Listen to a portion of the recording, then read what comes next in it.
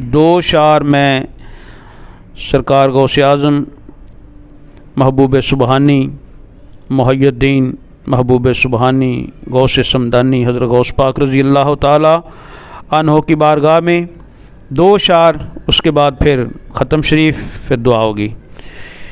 میں بھی رحم کے قابل ہوں، دکھ درد کا مارا ہوں، میں بھی رحم کے قابل ہوں، دکھ درد کا مارا ہوں، فریاد سنو امداد کرو آخر میں تمہارا ہوں، کرو نظر کرم میراں، کرو نظر کرم میراں، میری بات بنا جاؤ، صدقہ سونے نانے دا میری لاج نبھا جاؤ، مجبور ہوں میں ایسے میں یا غوث تم آ جاؤ، حسنین کے صدقے سے صورت تو دکھا جاؤ، کرو نظر کرم میراں، ہم سب کی بات بنا جاؤ، کرو نظر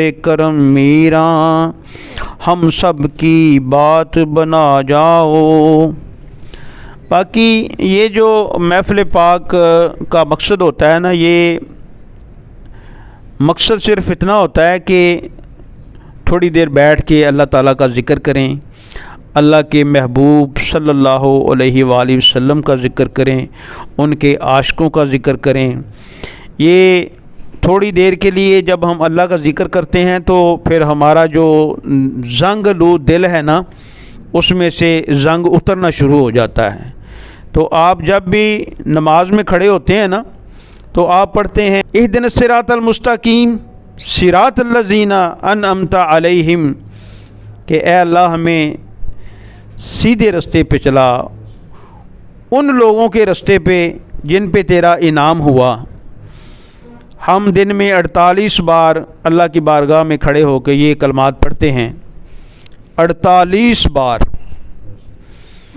اللہ سے یہی دعا کرتے ہیں کہ یا اللہ ہمیں سیدھا راستہ دکھا، سیدھے راستے پر چلا، ان لوگوں کے راستے پر چلا جن پہ تیرا انعام ہوا۔ تو کون ہیں وہ لوگ؟ ہم پڑھتے تو ہیں یہ دعا، ہم 48 بار پڑھتے ہیں، لیکن ہم اپنی دعا پہ عمل نہیں کرتے۔ سچی بات ہے کہ تکلیف ہوتی ہے کہ جب میں اللہ کی بارگاہ میں کھڑا ہوتا ہوں۔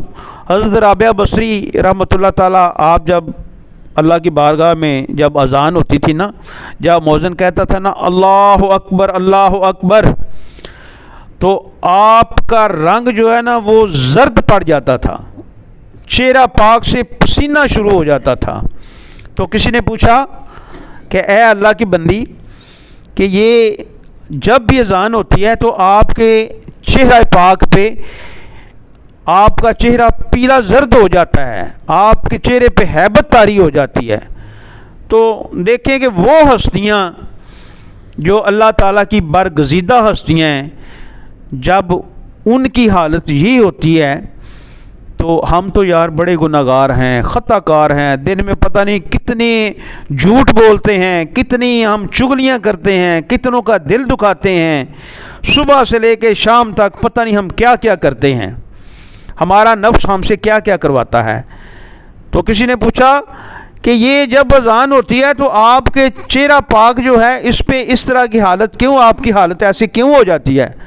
تو آپ فرماتی ہیں کہ اے اللہ کے بندے، جب میں اللہ کی بارگاہ میں کھڑا ہونے کے لیے سوچتی ہوں نا، تو میں سوچتی ہوں کہ اے رابعہ تیرے پلے میں کیا ہے؟ تیرے پلے تو کچھ بھی نہیں ہے، اور تو کس کی بارگاہ میں کھڑے ہونا ہے؟ وہ کل شائن قدیر، وہ مالک جو جس نے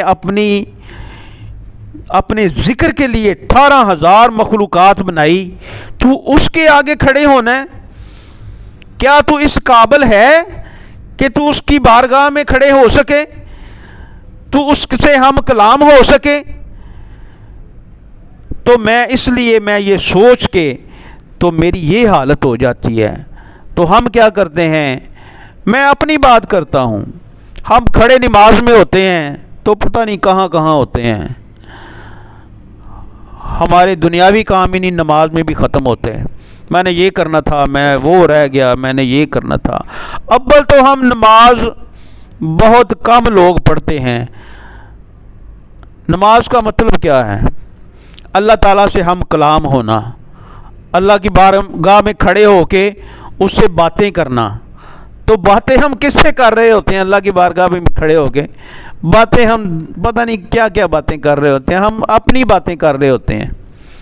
تو اس لیے ہمیں چاہیے, میں بھی اس میں شامل ہوں, میں بھی دنیا دار ہوں, خطا کار ہوں, گندا مندہ ہوں, لبڑیا تبڑیا ہوں. بس یہ ہے کہ ہمیں اپنے گریبان میں جھانکنا چاہیے کہ ہم صبح سے لے کے شام تک کیا کرتے ہیں. مجھے چھوٹی سی بات یاد آ گئی ہے. حضرت امام مالک رحمۃ اللہ تعالی ہمارے بڑے امام ہوئے ہیں, ہمارے وقت کے امام ہوئے ہیں. تو ایک دن اپنے شاگردوں سے کہتے ہیں کہ چلیں یار آج نا بابا جی بہلول دنا کو ملنے چلیں. تو شاگرد کہتے ہیں کہ آپ وقت کے امام ہیں, بہت بڑے امام ہیں, وہ مجذوب ہیں, تو وہ کوئی ایسی بات کہیں گے جو آپ کو ناگوار گزرے گی. آپ کا ایک مرتبہ ہے, ایک مقام ہے, آپ اتنے بڑے امام ہیں وقت کے, اور وہ مجذوب آدمی ہے, تو آپ نہ مسکرا پڑے, کیونکہ آپ کے پاس کتابوں کا علم تھا. آپ مسکرا کے کہنے لگے بیٹا ہم تو حرف شناس ہیں, ہم تو حرف شناس ہیں اور وہ خدا شناس ہے. ہم تو حرف پڑھتے ہیں, وہ خدا کو پڑھتا ہے, خدا اس کو پڑھتا ہے. اتنی بات کہہ کے تو آپ نکل گئے ملنے کے لیے. جب گئے تو آپ وہ دریا کے کنارے پہ بال کھل رہے ہوئے, گندے مندے کپڑے, بیٹھے ہوئے جا کے السلام علیکم ورحمۃ اللہ وبرکاتہ. آپ نے سارا اپنا زمین پہ ایسے بیٹھے ہیں, بس اپنی مستی میں بیٹھے ہیں. تو کہا وعلیکم السلام ورحمۃ اللہ وبرکاتہ. کون ہے بھائی؟ آپ فرماتے ہیں کہ بابا جی میں ہوں امام مالک. اچھا, وہ جو بہت بڑا امام ہے, وہ جو زمانے کا امام ہے, وہ امام مالک؟ آپ ہاتھ باندھ کے کھڑے ہیں. جی حضور میں امام مالک ہوں. یہ نہیں کہا کہ میں بہت بڑا امام ہوں, حضور میں امام مالک ہوں. امام مالک کیسے آنا ہوا؟ بابا جی دل کر رہا تھا آپ کی زیارت کرنے کو. آپ فرماتے ہیں امام مالک ایک بات تو بتاؤ. فرمایا جی حضور پوچھیں. فرمایا کہ آپ کو کھانے کے فرائض آتے ہیں؟ کھانا کھانے کے فرائض آتے ہیں؟ آپ فرماتے ہیں جی بابا جی کو تھوڑے بہت آتے ہیں. یہ نہیں کہا کہ میں بڑا علامہ ہوں فہامہ ہوں, میں بڑا دین کا ٹھیکیدار ہوں. نہ, عاجزی کے ساتھ ہاتھ بند کے آپ کہہ رہے ہیں بابا جی تھوڑے بہت آتے ہیں. اچھا پھر بتاؤ کھانے کے آداب تو بتاؤ مجھے. آپ فرماتے ہیں بابا جی کھانے سے پہلے ہاتھ دھوتے ہیں, بسم اللہ پڑھتے ہیں, ایسے بیٹھ کے کھاتے ہیں, بل جو بھی کھانے کے آداب تھے بتائے. آپ فرماتے ہیں بڑا مام بنا پھرتا ہے, اور تمہیں تو کھانے کے آداب بھی نہیں آتے. اب وقت کا امام ہے اور ایک درویش کہہ رہا ہے کہ آپ کو تو کھانے کے آداب بھی نہیں آتے. وہی جو شاگرد ساتھ تھے وہ کہنے لگے ہم نے کہا تھا نا کہ وہ کوئی ایسی بات کہیں گے کہ ہمیں ناگوار گزرے گی. آپ مسکرا رہے ہیں. حضرت امام مالک رحمۃ اللہ تعالیٰ کے چہرے پہ تبسم ہے, مسکرا رہے ہیں. آپ نے برا نہیں محسوس کیا, کیونکہ آپ تو ان کو جانتے تھے, نظر والے تھے. اتنی بات کہہ کہ بابا جی یہاں سے اٹھ کے نہ تو آگے چلنا شروع کر دیا. حضرت امام مالک رحمۃ اللہ تعالیٰ بھی پیچھے پیچھے. وہ تھوڑی دور جا کے پھر بیٹھ گئے. جب بیٹھے نہ پھر جا کے السلام علیکم. وعلیکم السلام. اور تم پھر آ گئے؟ جی بابا جی پھر آ گیا. وہ اب کیا ہے؟ بس بابا جی دل کر رہا تھا تھوڑی دیر آپ کی اور زیارت کر لوں. اچھا امام مالک تمہیں سونے کے عذاب آتے ہیں؟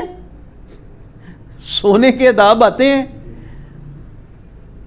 ہم زندگی گزار رہے ہیں، زندگی انہوں نے گزاری ہے، ہم تو دھوکے میں زندگی، ہماری زندگی تو دھوکے کی زندگی ہے، اصل زندگی وہ گزار گئے ہیں۔ اور امام مالک تمہیں سونے کے عذاب آتے ہیں؟ جی حضور تھوڑے بہت آتے ہیں، یہ نہیں کہا کہ سارے ہی آتے ہیں، حضور تھوڑے بہت آتے ہیں۔ اچھا بتا پھر۔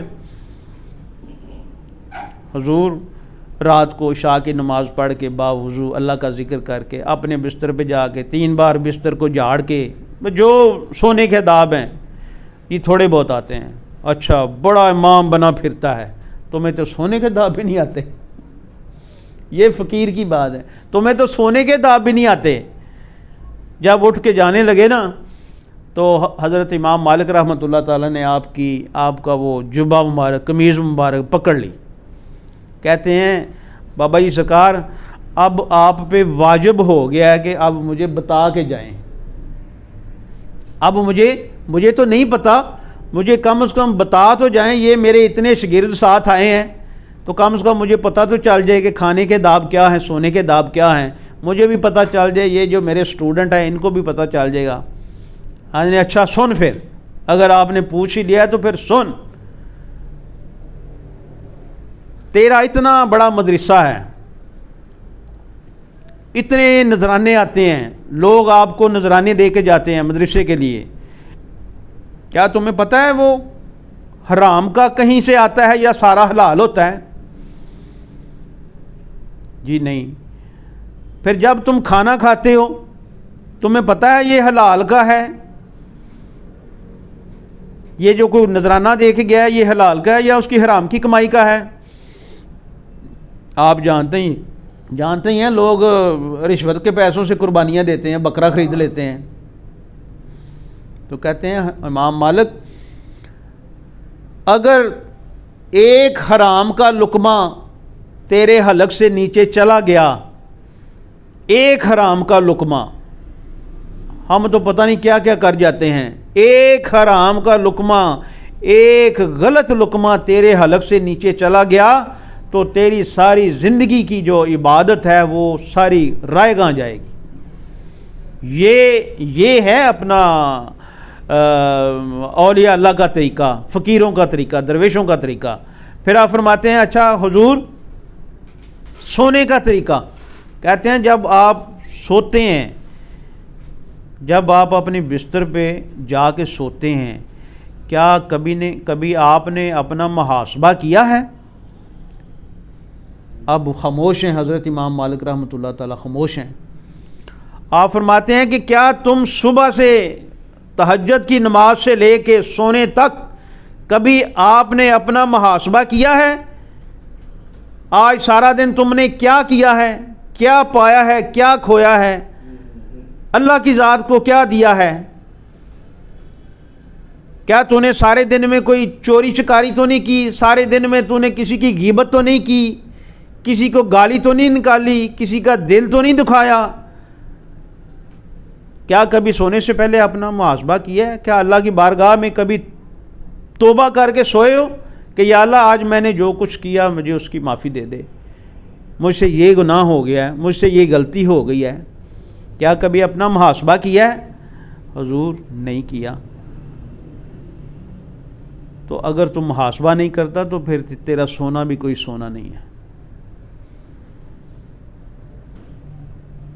تو اس لیے ہمیں سب کو اپنا محاسبہ کرنا چاہیے، ہمیں سوچنا چاہیے، سونے سے پہلے بستر پہ لیٹ کے سوچنا چاہیے کہ کیا آج ہم نے کوئی ایسا غلط کام تو نہیں کیا کہ اللہ کی ذات ناراض ہو گئی ہے ہم سے، اللہ کا محبوب ناراض ہو گیا ہے؟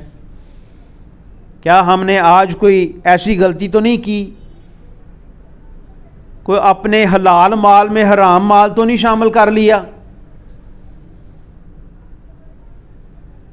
اللہ ہمیں عمل کی توفیق عطا فرمائے، اللہ ہمیں صحیح عمل کی توفیق دے۔